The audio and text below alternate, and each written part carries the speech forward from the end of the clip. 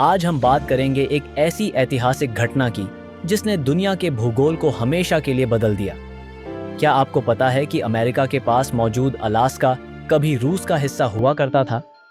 जी हाँ, और यह भूमि अमेरिका ने रूसी साम्राज्य से खरीदी थी। कैसे और क्यों रूस ने यह फैसला लिया और यह सौदा कैसे हुआ, ये जानकर आप हैरान रह जाएंगे। आइए इस दिलचस्प कहानी को समझते हैं। यह कहानी शुरू होती है 18वीं सदी के मध्य में, जब रूस ने पहली बार अलास्का पर कब्जा किया था। रूस के झार साम्राज्य के लिए अलास्का महत्वपूर्ण था, क्योंकि वहाँ की प्राकृतिक संपदा जैसे कि फर, सोना और मछलियाँ उनके व्यापार के लिए फायदेमंद थीं।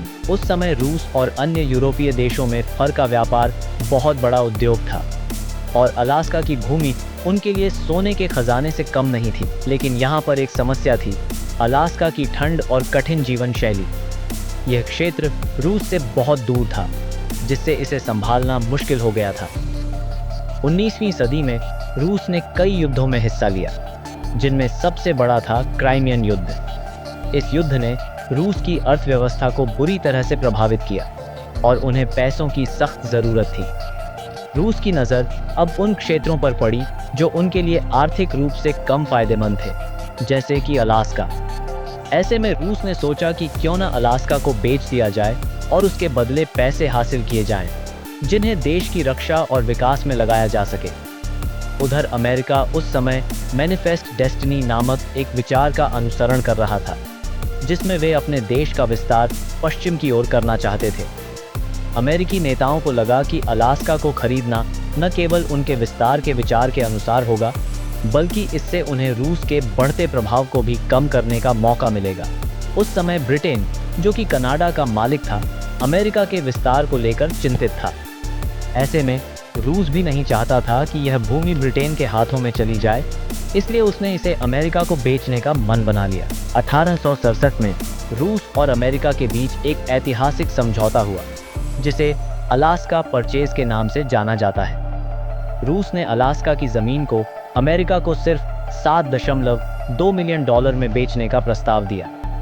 यह सौदा एक बड़ा मौका था और अमेरिकी secretary of state William seaward ने इसे तुरंत स्वीकार किया। पर उस समय कई अमेरिकी इस फैसले के खिलाफ थे और इसे सीवार्ड्स फॉली, यानी सीवार्ड की मूर्खता के नाम से पुकारा गया। लोगों को लगा कि उन्होंने बर्फीले और बेकार इलाके के लिए पैसे बर्बाद कर दिए हैं। लेकिन बाद में यह सौदा अमेरिका के लिए बहुत ही लाभकारी साबित हुआ। अलास्का के अधिग्रहण के कुछ ही सालों बाद अमेरिका को वहां सोने के बड़े भंडार मिले।